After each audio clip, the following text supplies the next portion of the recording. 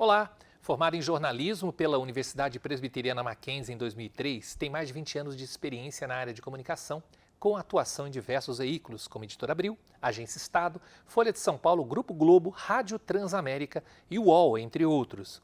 Radialista pelo SENAC, pós-graduada em divulgação científica pela USP e especializada em marketing pela FGV, foi bolsista do primeiro programa de divulgação e disseminação científica do CNPq, Conselho Nacional de Desenvolvimento Científico e Tecnológico.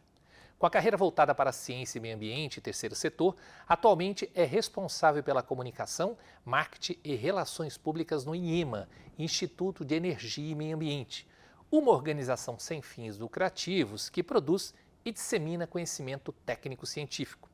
O programa Memória do curso de jornalismo recebe hoje a jornalista Isis Nobili Diniz. Olá, Isis! Que bom revê-la, hein? Obrigada, estou muito feliz por estar aqui. É um prazer falar com vocês. É um prazer recebê-la depois de tanto tempo. Nem vamos falar quantos anos. Não vamos falar. Deixa pra lá. Que bom. Isis, a gente sempre começa com uma tradição, né, de perguntar por que você escolheu fazer jornalismo. Olha, eu gostava de várias áreas do conhecimento. Quando eu fazia aqueles testes antigamente, né, que dizia se você está bem para exatas, bio ou humanas, dava os 3 iguais. E eu sempre tive uma paixão por escrever, por falar. Desde os 15 anos eu escrevia para o Jornal do Bairro. Então, para mim, foi muito natural. E eu tinha também a prepotência de mudar o mundo. Então, eu achava que, por meio da escrita, né, e da fala, eu poderia alcançar mais pessoas e tentar transformar o mundo num lugar melhor para se viver, mais igualitário, assim.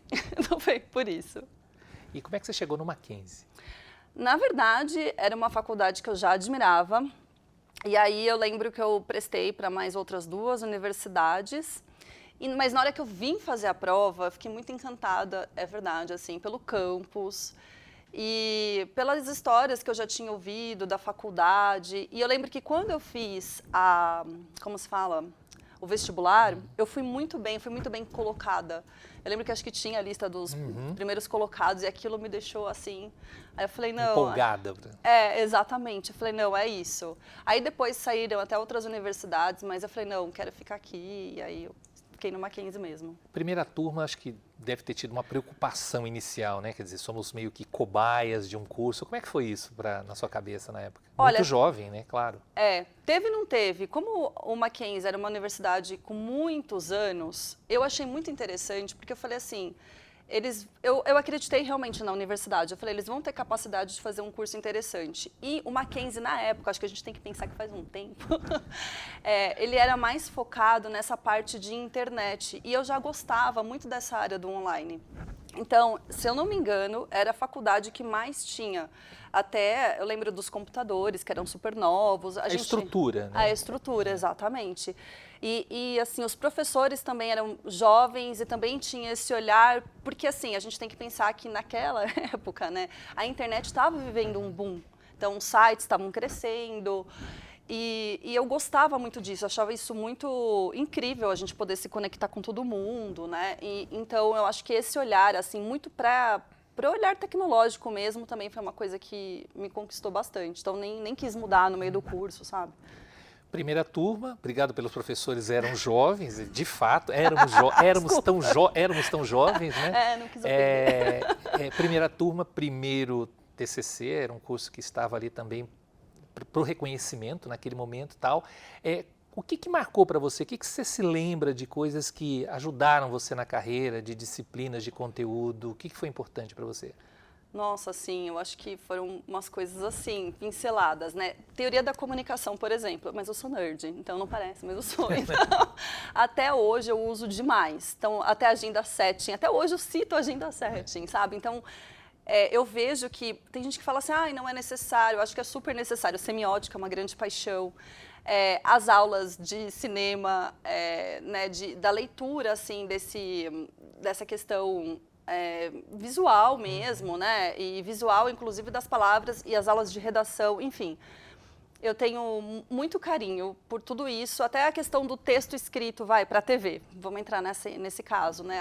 Eu acho que o jornalista em si é um generalista, né, no começo. E aí você vai se especializando. Então, eu acho que a faculdade conseguiu fazer a passagem por todos esses pontos que eu aplico hoje. Então, hoje, na organização que eu trabalho, a gente faz vídeos. Eu sei escrever um texto para a TV e eu explico para as pessoas, olha, dessa maneira, né? Então, eu preciso fazer uma reportagem mais profunda.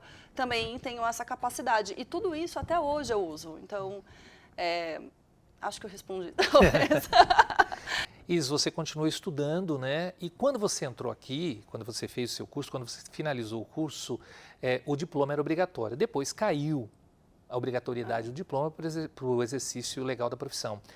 Você acha que a universidade ainda é importante para a formação jornalística? Eu acho que sim, com certeza. Assim, claro que algumas pessoas têm mais tino, não sei, né, mais capacidade de escrever melhor, né, de se comunicar melhor, tem essa facilidade, né? Só que eu creio que é o que eu disse, jornalismo não é só isso, né? Então, tem toda essa parte complexa, até a questão de direito, você entender, né? Até a questão, sei lá, hoje que a gente debate tanto, a questão da liberdade de expressão, isso tudo a gente teve e aprendeu. Então, eu acho realmente necessário. Nem que, de repente, sei lá, eu sou formado em outra área e aí eu quero ser jornalista. De repente faz um curso mais curto, não sei, né? Então a pessoa consegue ganhar um diploma. Pode ser uma opção também, eu acho que está tudo bem. Né? Com certeza, nem todo mundo que é formado em jornalista vai ser um excelente profissional, como, né, nem todo mundo que... Enfim, isso vale para todas as profissões, né? Mas eu acho que com certeza ajuda. Você disse, a gente estava aqui nos bastidores, em 20 anos, né, o que mudou no curso de jornalismo. Evidentemente, a área muda constantemente, mas você tem alguma coisa que você fala assim, isso mudou radicalmente nesse período da minha formação até hoje? Ou como é que você recebe gente jovem como estagiária? O que mudou de fato?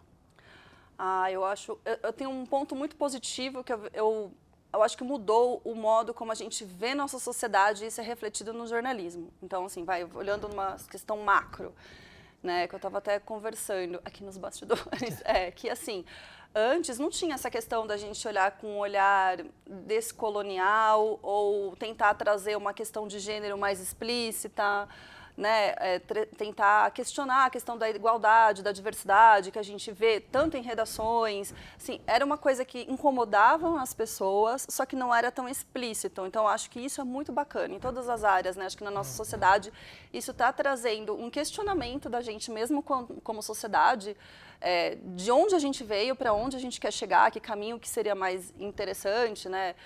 Esse é um ponto. Agora, do ponto, por exemplo, mais não é técnico, mas assim, né, do jornalismo em si, eu tive com muita tristeza quando as revistas foram fechando. Então, acho que isso, assim, embora eu ame a internet, né, eu venho dessa questão online, a boa parte do meu trabalho é multimídia, é online. Foi triste, assim, a gente vai numa banca de jornal, praticamente não existe mais bancas de jornais, né? Então, ficou muito restrita a áreas muito pontuais mesmo do conhecimento, ou também você acessa, tudo bem, é bacana você acessar de qualquer lugar, mas eu acho que essa mudança de sair do físico para ir muito para o online, assim, também foi uma questão que me deixou meio chateada. Ao mesmo tempo, se a gente for ver uma coisa que eu já acho que foi positivo, o rádio, que todo mundo fala que o rádio nunca vai morrer, né? E é porque ele chega a vários lugares, ele é prático, e aí veio essa questão dos podcasts, que eu entendo que é um rádio sob demanda ali. É um arquivo em áudio? É um arquivo em áudio, Isso eu achei que foi fantástico, assim, porque também trouxe essa possibilidade de, gosto de tal programa da rádio, então só não consigo ouvir, infelizmente, naquele horário. Então, assim, eu acho que também a internet ela trouxe essas partes positivas da demanda, né? Só que matou um pouco o impresso e talvez eu seja um pouco nostálgica nisso. Saudosista, digamos assim. Exatamente.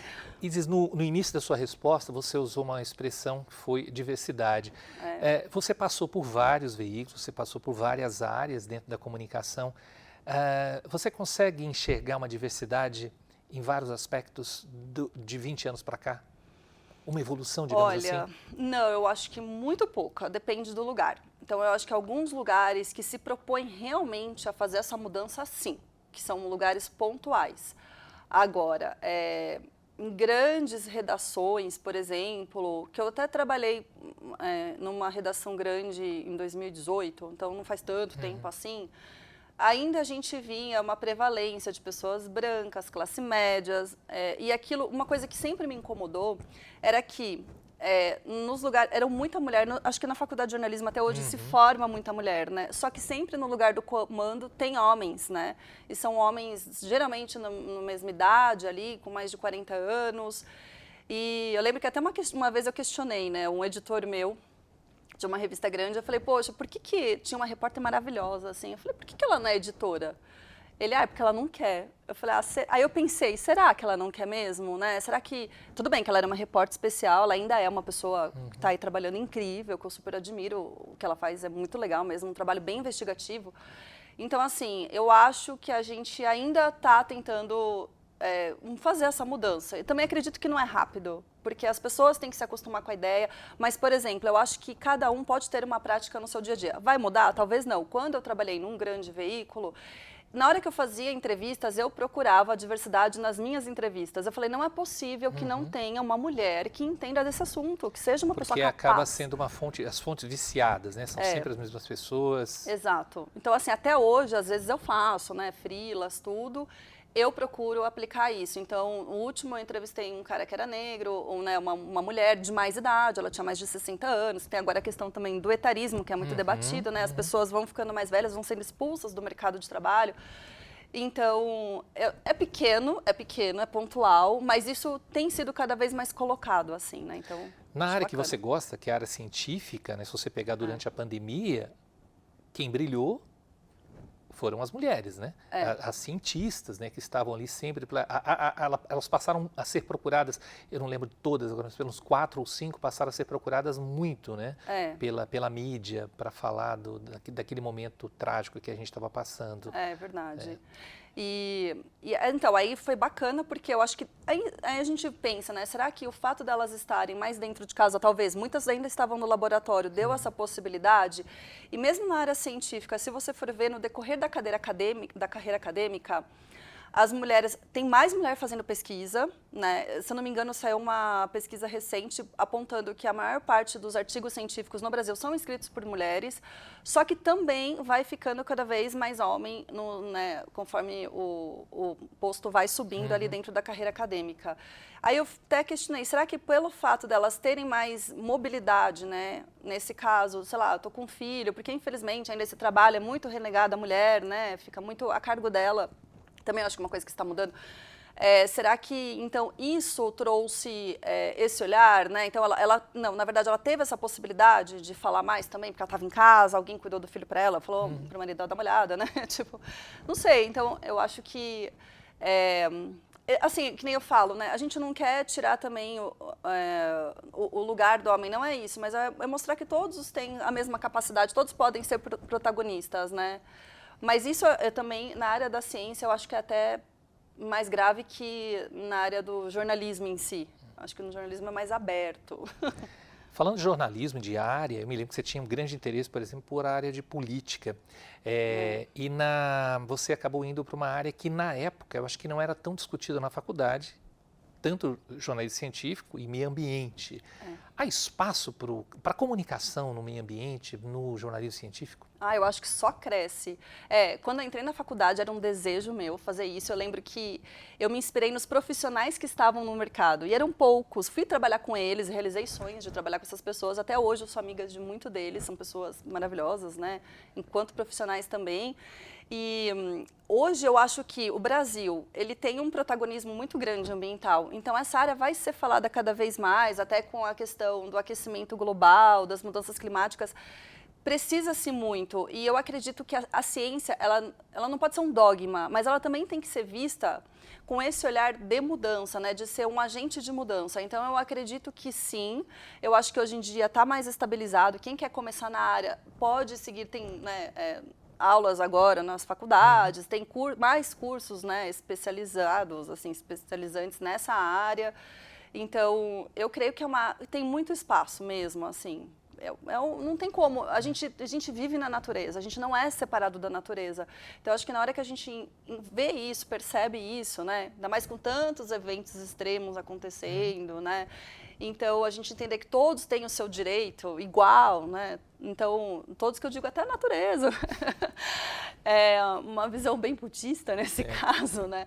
Então, eu acredito que sim, que vai crescer e é um caminho que eu adoro. E é difícil, que nem você falou, né? Quando eu comecei, eu falava assim, nossa, é muito difícil a gente entender, né, de leis, porque você precisa, isso é um complicador, você tem que entender da área do direito para atuar na área ambiental, porque está muito ligado à lei, a decreto, a projetos, mas aí tudo bem, você vai nessa. E a área científica também, tem muito divulgador científico, ou jornalista científico, ele acaba se especializando em determinadas áreas, porque o conhecimento é muito vasto, né?